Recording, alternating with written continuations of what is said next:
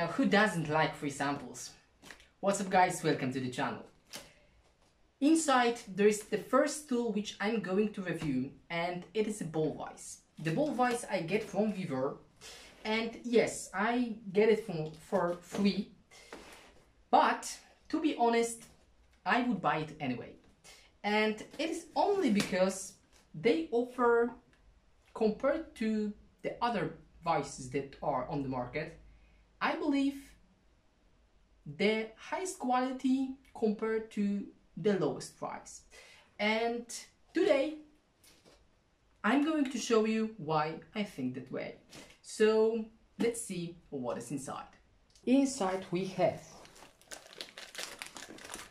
the attachments, which are well packed, nothing can get out, the foil protects it very well, and inside there's a Ball Vise. To be honest, considering the fact that this is a huge amount of steel that is fairly impossible to damage, I would say that it is very well protected, and I cannot expect anything more than that. The Ball Vise weighs about 10 kilograms. It is heavy. And here is the rubber stand, which allows to move it freely. The Ball Vise also spin like it should. But the cool thing about this rubber part is that this is the rubber wheel. And I think that this is a pretty genius idea. First of all, because it costs nothing and it reduces the cost of the tool much. So it is smart.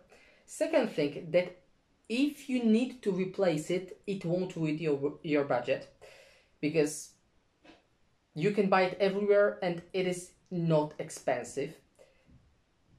Also,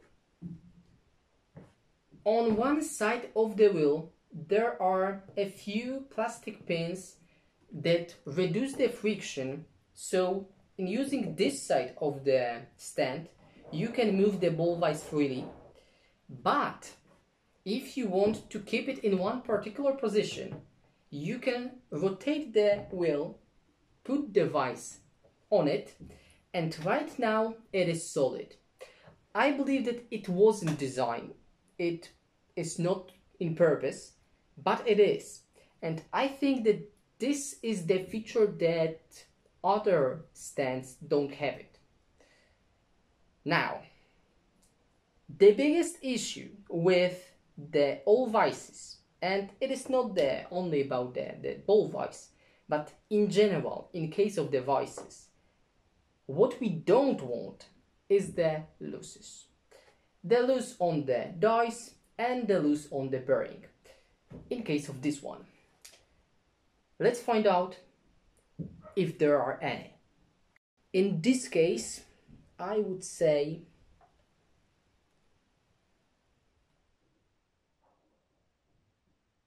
that the loose that is on the bearing, so the loose which was the mechanism that is responsible for the spinning, is almost insignificant. Basically, in case of engraving you don't use much force, so every huge force I put to feel the movement is something that possibly won't exist in case of using it as a tool for engraving.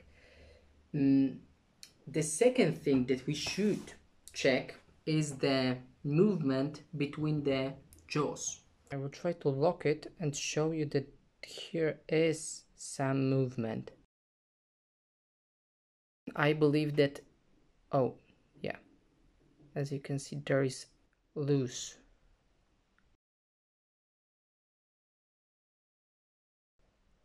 But I believe that right now the jaws are not pushed together, so if I try to use the key,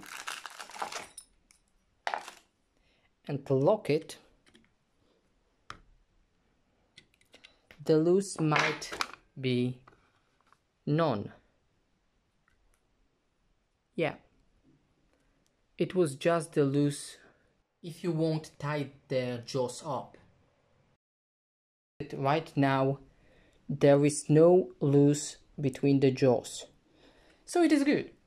To be completely honest with you, I've checked already additional videos on YouTube with this ball vise, and I guess that it wasn't fixed during the years, and what I am expecting is that there will be significant loss on the attachments that you put to the jaws. And to be honest, even if it didn't change, there is one very quick, easy way to remove the looses that are between the attachments and the jaws. But let's check if they are any. Okay, so first thing, yeah, they didn't fix that at all. This is poor. To be honest, this is something that shouldn't work like that. Okay.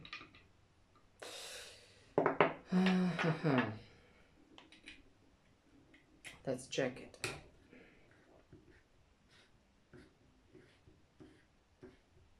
I like the way how the bolt, the screw and the bolt that is between the jaws and the bolt that open and close the jaws require a little bit pressure, so it doesn't move super freely. It's, you see some, you can feel some load that that makes it, I believe that it gives you a feeling that it is solid. I like it, to be honest. However, this is not cool.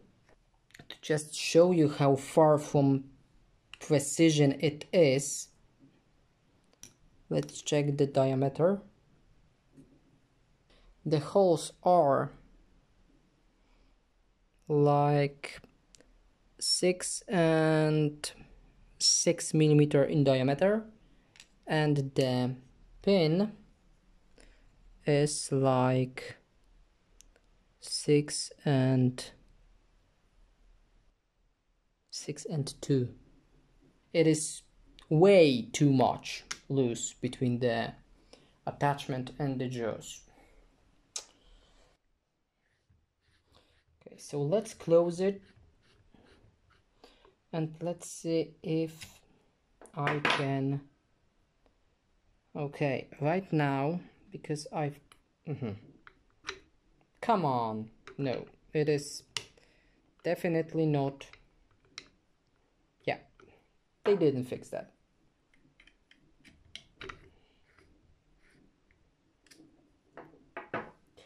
Let's see if this is a little bit better.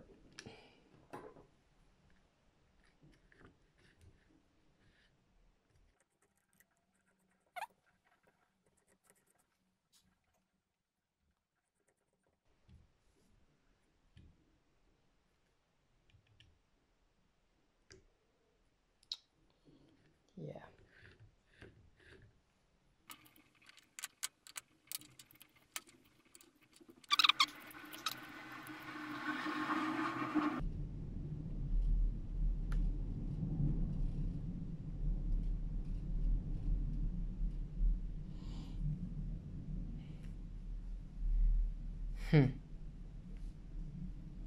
It doesn't hold the emboss too much. Yeah. Let's check this one. It doesn't have any rubber, so maybe if I bolt it a little bit tighter, it will work better. Yeah. So in this case, I would say that it is quite okay. However, I don't like how this attachments just bent out. You can see it right now. I don't see any reason why I should test it more until I won't fix it. And the fix is super quick and super easy, and I'm going to do it right now. So we have the thermal sensitive insulation. I have no idea how it is called. Just let me know down in the comment what is the name of it. I'm going to just cut a piece. It will be a little bit longer than the pin, so something like this. And I am going to just increase the diameter of the pin, and this is all what you need to do. It will take like 30 seconds. Just leave this extra piece just to lock the insulation, to not just push it to the base. And then with this, I believe that you will have something that don't have any loose.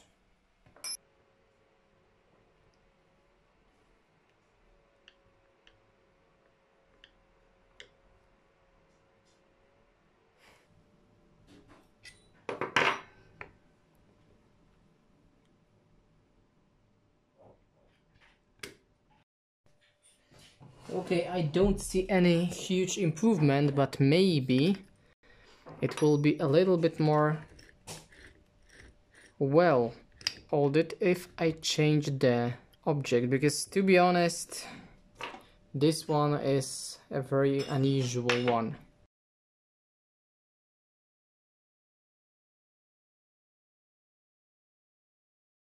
Jeez. Okay. Wow. Let's change the flat side to this round one, because I believe that it might change a little bit the way how the object is held by the voice, and it might be a little bit better. It is. Wow. Okay, so I don't know this voice, and I don't know the attachment, and I don't know which one should keep the best way, what kind of object. So what I've noticed is that depends on what attachment you are going to use, you can keep the object very well, and it is almost impossible, and especially if you want to use the Ball Vise to the engraving, to rip off or move the object that you engrave. So I think that all those strange attachments, like for example this one, I think that this one is for the rings, but every other attachments have particular specific use, and they work the best in case of the proper object that they hold. So this is something that I would consider as you need to learn that, and you need to be open-minded to, if you don't know what is to what, to just experiment a little bit. To be honest, right now I am more than happy. Nothing is moving, nothing is unsolid, I'm more than happy. This is great. This is wow. Okay, I cannot expect anything more. Let's try something else. Maybe it is a good idea to try something a little bit bigger. Let's find out if much bigger plate will be held the same way. Wow, yeah, it works. I'm not afraid that the attachments fall out. So I can basically take it, move it up and down, and there is nothing, nothing bad happened. What else we can hold? I believe that the best and the most proper item I should hold is the ring. So I need a ring. I'm trying to find the best attachment and the best way how to keep the blade in one and solid position. As you can see, it is something that I just need to figure it out. It is something that I don't have experience, and I just need to spend a while to understand what will be the best way. What can I expect? Exactly this. Nice. I like it.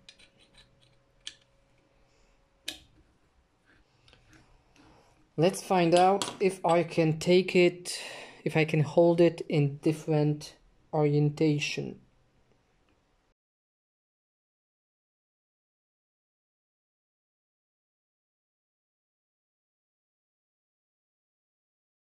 So during all the tries and errors to hold the blade in the place, I've just realized something.